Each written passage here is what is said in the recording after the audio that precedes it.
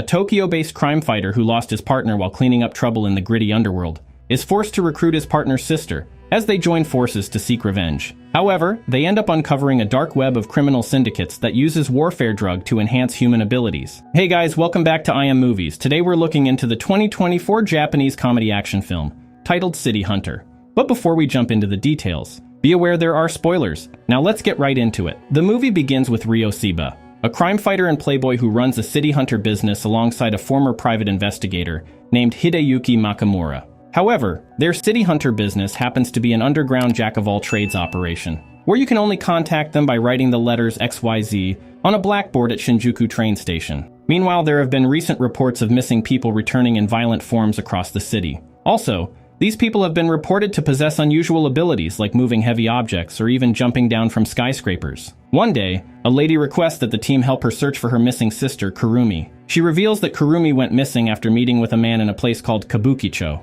Ryo, who happens to be a playboy, hurriedly accepts the request upon sighting the lady's cleavage. While investigating the case from the top of a skyscraper, Ryo spots Kurumi, the missing lady, being assaulted by a street gang from a distance. Immediately, Ryo shoots a hook gun across and uses it to cross over, launching an instant attack at the head of the gang as he lands in style. Shortly after, Ryo assures Kurumi of her safety, but one of the gangsters immediately confronts him. Ryo hits him in the face, and the other gangsters soon begin to come at him. Ryo effortlessly beats them all up, but as soon as he finishes, Kurumi runs away. Following this, Ryo goes after Kurumi, and immediately informs Hideyuki about her escape. On hearing this, Hideyuki gets down from their operation car to join the chase. Soon, he receives a call from his sister, Kaori Makimura, but he ignores it. At the same time, more thugs spot Ryo chasing Kurumi, and they immediately go after him. Meanwhile, as Kurumi continues to run up the stairs of a skyscraper, she begins to panic as she comes to a dead end. At the same time, Ryo and Hideyuki are confronted by thugs, and they soon begin to fight them off. Afterward, Ryo and Hideyuki manage to beat up the gangsters. They spot Kurumi, who had been watching them fight, run away, and they go after her. However, Kurumi manages to jump to the balcony of the next building. Upon seeing this, Hideyuki opts to go for the car while Ryo attempts the jump. Ryo misses the jump and ends up landing on an inflatable bed, crashes into a couple's room, and then out through another window. Ryo finally lands safely on the street. Shortly after this, they both spot Kurumi running across the street, and they continue to chase her. Hideyuki continues to drive while Ryo goes after her on foot.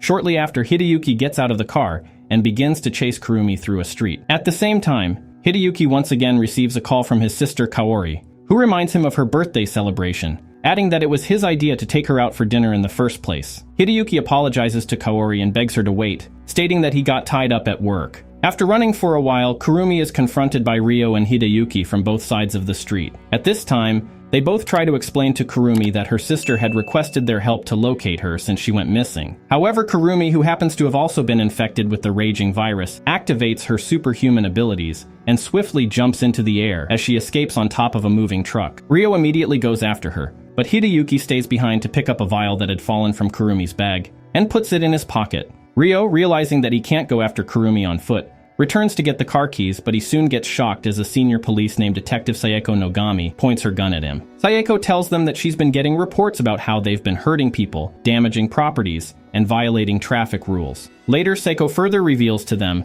that one of the missing people who mysteriously returned with violent behaviors has just been found dead, adding that she needs them to be on their best behavior at this time. Soon, a police officer named Officer Ito approaches them and begins to question Hideyuki's presence at the crime scene, reminding him that he already quit being a detective. With this, Ito attempts to take Hideyuki in for questioning, but Saeko stops him, stating that she already questioned voluntarily. Later, Ryo picks up Hideyuki and he drives him to the dinner location to meet Kaori. Before getting down, Hideyuki reveals to Ryo that he is not related to Kaori and that he intends to tell her the truth since she is now old enough. Seeing the perverted look on Ryo's face, Hideyuki warns him not to hit on his sister, and they both laugh over it. Later, Hideyuki apologizes to Kaori for arriving late, and they soon begin to discuss. Although Hideyuki attempts to hide the nature of his job, Kaori reveals to him that she knows exactly what he does, stating that she's no longer a child. Regardless, Hideyuki still finds it hard to tell Kaori about her real father and continues to beat around the bush.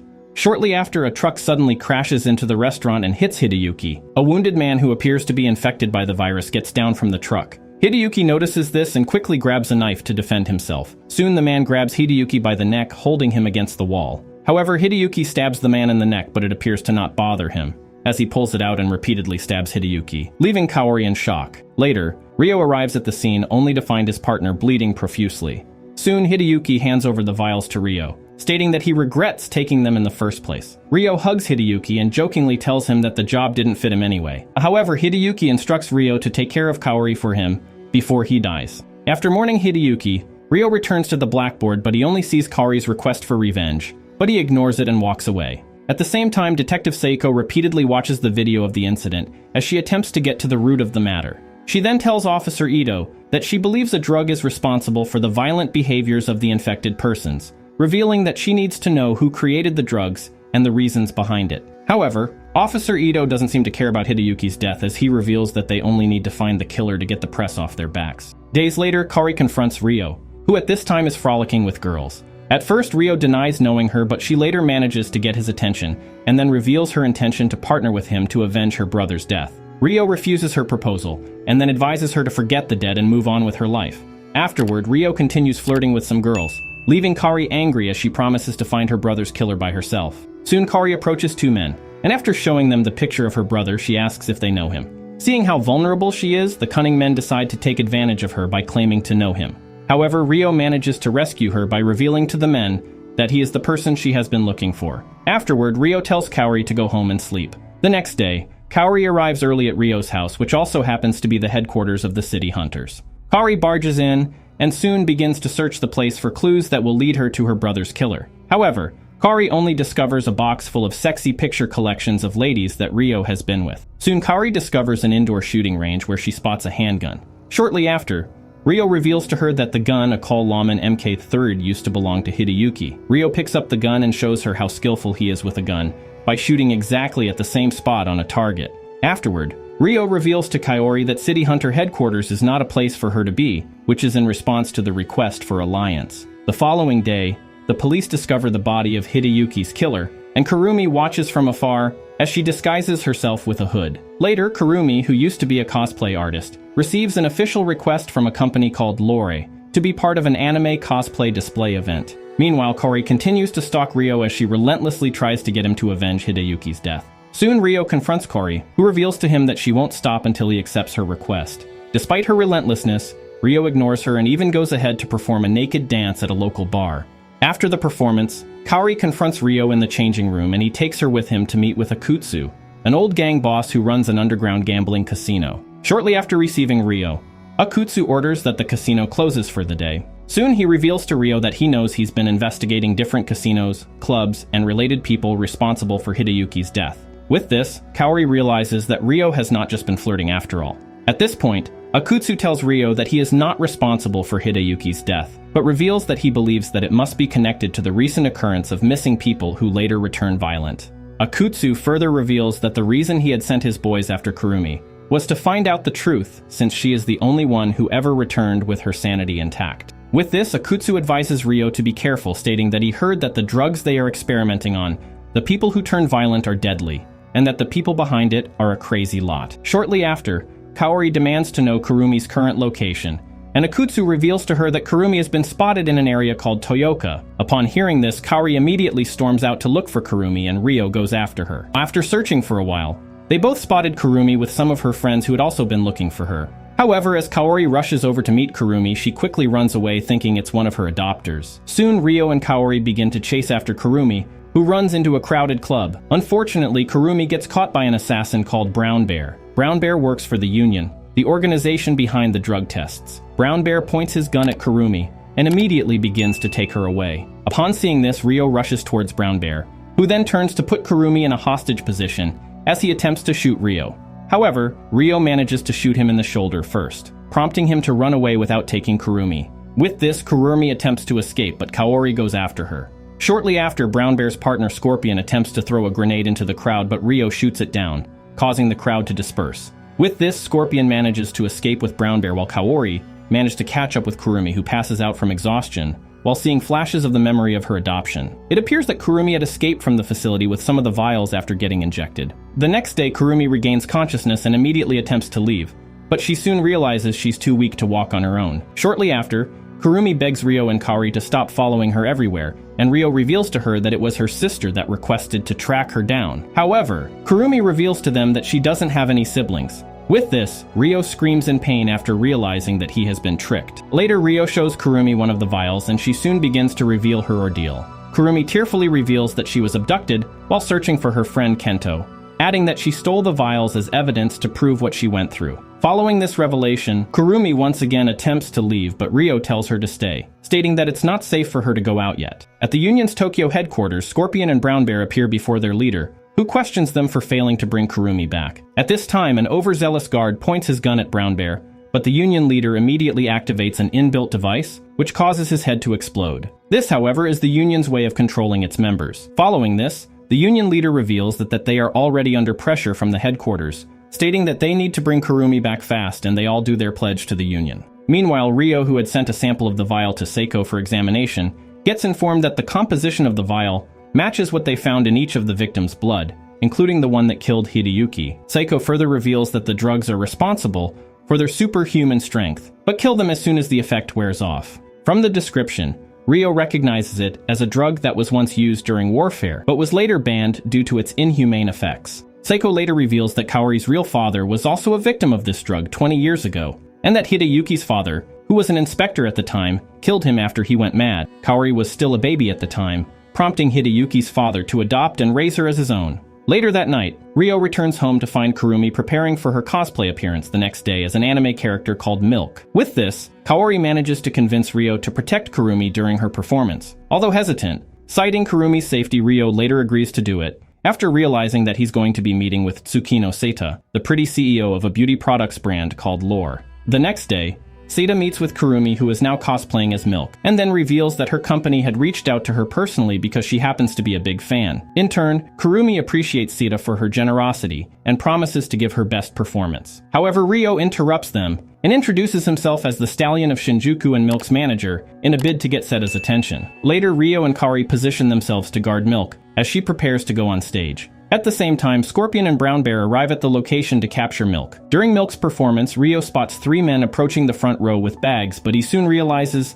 that they are just cameramen. However, he decides to ruin their photos by posing in every shot they take of her. Shortly after, Brown Bear begins to shoot tranquilizer darts at Milk, but Ryo manages to block all of it, while making sure that the show goes on. At this time, Scorpion, who had been cosplaying as Miss Black Leather, decides to intervene as Ryo carries Milk away on his back. Scorpion confronts Ryo, and he immediately recognizes her as the lady who posed as Kurumi's sister. Soon, the Scorpion attempts to attack Milk using her whip, but Ryo manages to block it off, and they soon find themselves fighting on stage. However, the audience soon begins to applaud them, thinking it's all part of the event. As Kaori takes Milk away to safety, they meet Seita and Officer Ito, who assures Kaori of Milk's safety, stating that he is a police officer. Meanwhile, Ryo continues to defensively fight Scorpion, who keeps attempting to kill him, and at the same time, Brown Bear continues to take shots at Ryo, but he keeps missing. Kaori arrives at the scene and rushes over to hit Scorpion with her cosplay hammer, but it gets broken into 2 by a bullet from Brown Bear. With this, Brown Bear attempts to take another shot at Kaori, but Ryo saves by taking the bullet with his shoulder,